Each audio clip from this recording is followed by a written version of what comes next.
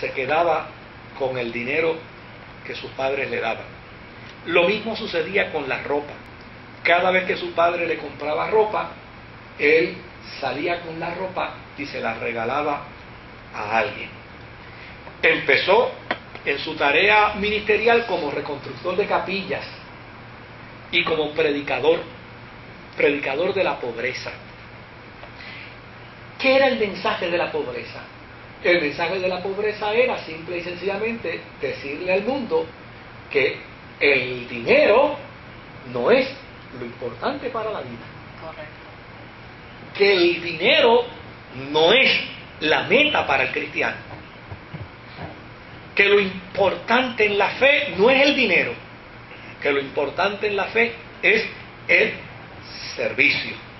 Y desde luego, así de esta manera, reconstruyendo capillas, predicando sobre la pobreza, empezó entonces a convertirse en un hombre amante de la naturaleza y amante de la fauna. De hecho, siempre que hablaba de los animales, les llamaba hermanos o hermanas. El hermano lobo, Ajá. la hermana paloma, porque él decía que todos formaban parte, sí, Ay, la hermana vaca. La poesía de ese espejito es preciosa, ¿no? Sí. Preciosa. Entonces, claro, cuando su padre lo vio delirando en esto, ¿no? El espejito joven lo viste. Cuando su padre lo vio delirando en este proceso, pues lo encerró. Lo encerró, Dios, ¿no? Que el muchacho tiene que estar loco.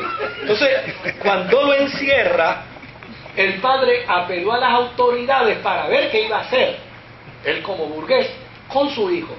Y las autoridades simplemente refirieron el caso al obispo. Y el obispo entrevistó al padre, lo entrevistó a él, y finalmente el obispo dio una recomendación.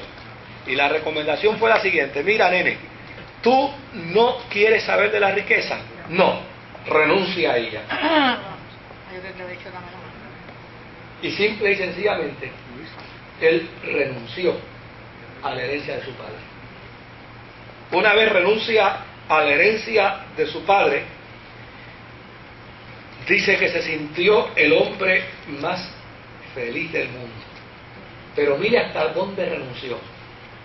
Le entregó a su padre hasta la ropa que tenía puesta y se fue desnudo. Salió armado. Después le dieron una batida. Entonces, claro, uno de los ayudantes del obispo le tiró una sábana por encima y lo cubrió. Lo hubieran Pero, afectado, sí. pero simplemente le digo al padre: mira, aquí se acabó, toma, te doy hasta la ropa que tengo A puesta. la cota. Y yo creo, porque yo les estoy diciendo a ustedes que pues, estas cosas hay que compartirlas, Sí. porque me parece que esta tendencia hacia un extremo requiere de alguna manera un alón de conciencia. Se quedó con el calzoncillo puesto. Sí, no, por lo que se ponía. ¿Verdad? Ahora, una vez sale de ahí, Se lo lleva preso. se interna de nuevo al bosque. Y cuando se interna en el bosque, fue asaltado por unos ladrones. Desde luego, los ladrones le preguntan: ¿quién eres tú? Y la respuesta que da es: yo soy heraldo del rey.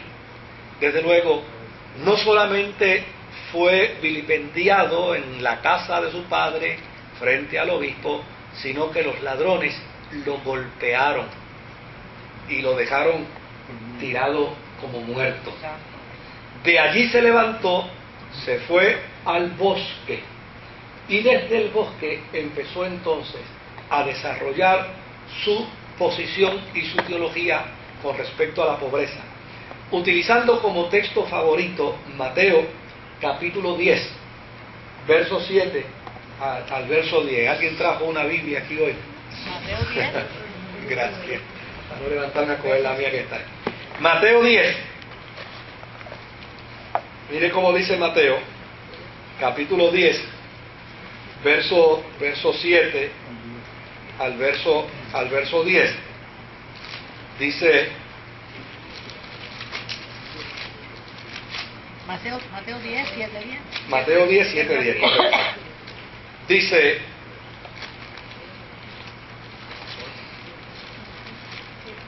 ¿Sí tiene Mateo?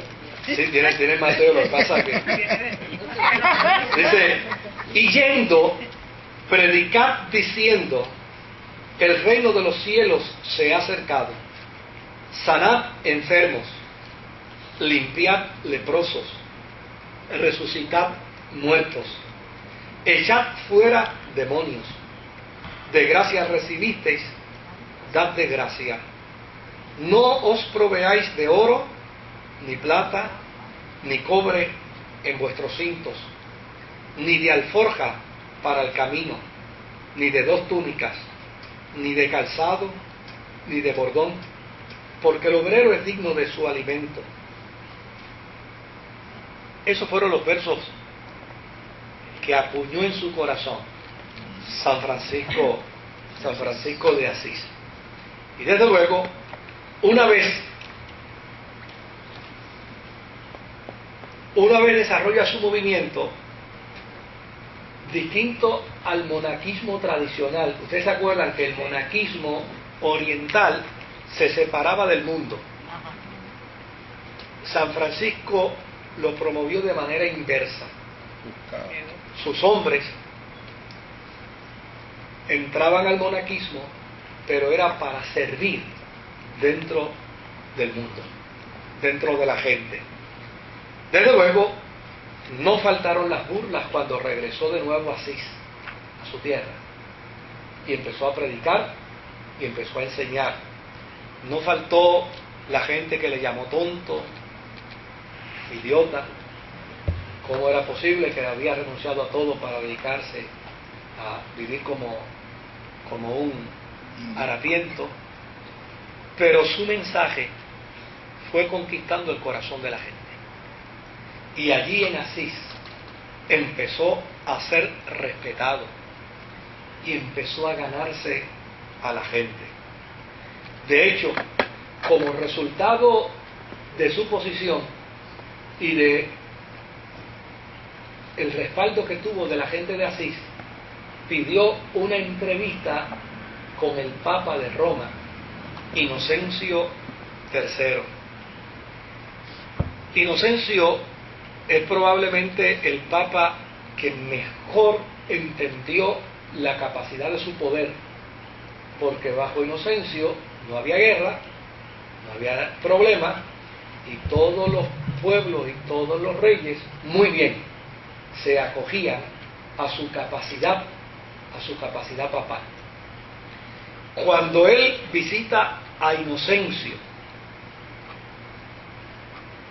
él llevaba en su mente una petición. Era pedirle a Inocencio que por favor prohibiera la caza de aves. Acuérdense que estamos hablando de los grandes ideales. ¿Ya? Esta es una gente idealista.